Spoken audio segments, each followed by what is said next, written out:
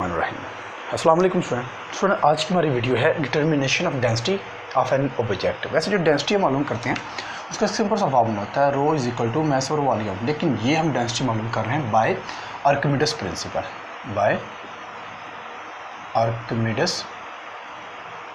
तो Archimedes principle से हमने डेंसिटी मालूम करनी है किसी भी ऑब्जेक्ट की। वो हम कैसे करते हैं? तो स्टूडेंट सपोज करते हैं कि हमारे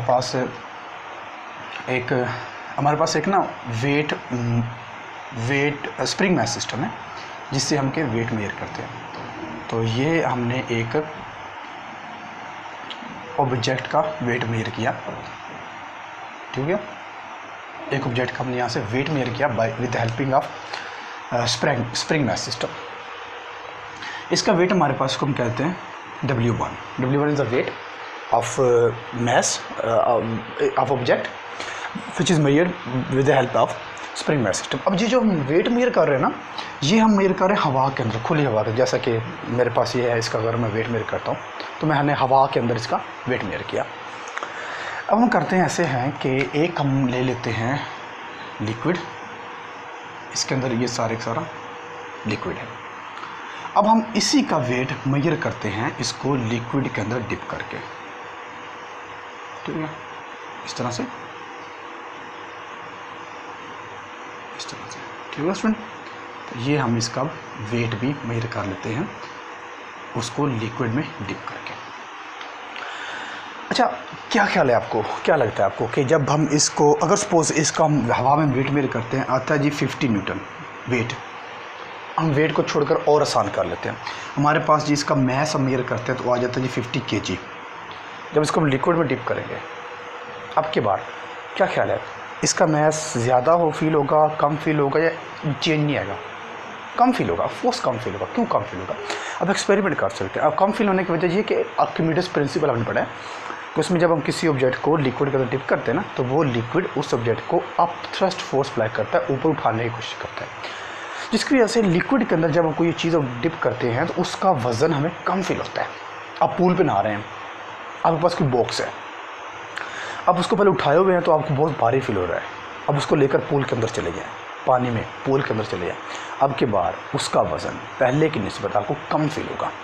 रीज़न आर्किमिडीज प्रिंसिपल, ठीक है।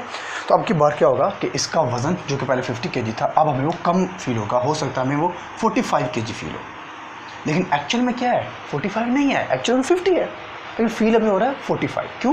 क्योंकि आर्किमिडीज प्रिंसिपल ने कहा, आर्किमिडीज ने कहा कि एक ऑप्थर्स फोर्स लगेगी जो इस सब्जेक्ट को ऊपर उठा कर रखेगी, ठीक है। वो फोर्स भी कुछ उठाएगी, कुछ हम उठाएंगे, तो हमें लगेगा 45 है।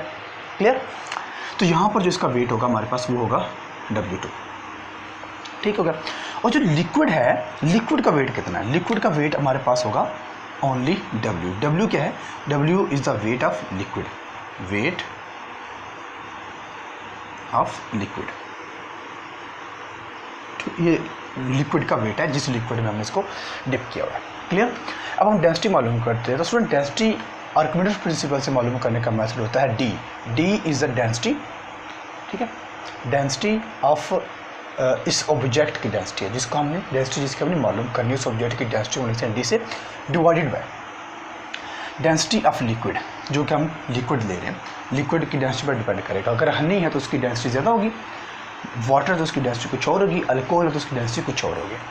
Equal to weight of object in air divided by actual weight of the liquid, ठीक हो गया। अब जो actual weight of the liquid होता है इसको हम यूँ में लिख सकते हैं W1 minus W2 is equal to weight. W1 हमारे पास वेट होगा हवा के अंदर ऑब्जेक्ट का, W2 हमारे पास वेट होगा पानी के अंदर या लिक्विड के अंदर ऑब्जेक्ट का, और W हमारे पास हो जाएगा दोनों का डिफरेंस जो हमारे पास आएगा वो होगा वेट ऑफ लिक्विड। दोनों जब हम डिफरेंस लेंगे ना तो हमारे पास जो बाकी वेट बचेगा वो लिक्विड का हो जाएगा। क्लियर? तो इसको हम यूँ भी लिख सकते हैं density of object divide by density of liquid is equal to W1 divided by W1 minus W2, ये फॉर्मूले के अकॉर्डिंग, ठीक होगा। तो डेंसिटी हमारे पास होगी ऑब्जेक्ट की is equal to W1 divided by W1 minus W2 multiply rho. Clear? तो ये हमारे पास फार्मूला होगा जिस फार्मूले के अकॉर्डिंग हम किसी भी ऑब्जेक्ट की डेंसिटी मालूम कर सकते हैं with the help of Archimedes principal. अच्छा स्टूडेंट, एक और चीज़ है कि अगर हमारे पास कोई रेगुलर शेप होती है, जैसा कि मेरे पास है जी ये एक रेक्टेंगुलर है, इसका अगर हमने डेंसिटी मालूम करनी है तो सिंपल सा फार्मूला है मैस फॉर वॉल्यूम, इसका मैं वॉल्यूम निकाल लूँगा।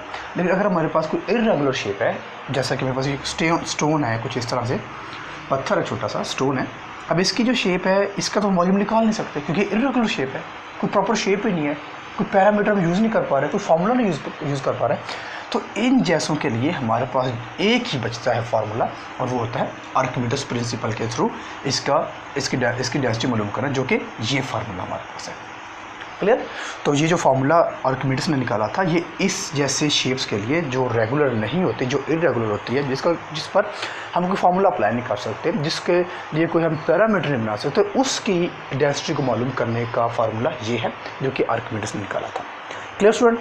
और ये था आज का हमारे पास टॉपिक कि हम किसी भी चीज़ का, किसी भी ऑब्जेक्ट की density with the help of Archimedes principal कैसे मालूम कर सकते हैं। क्लियर?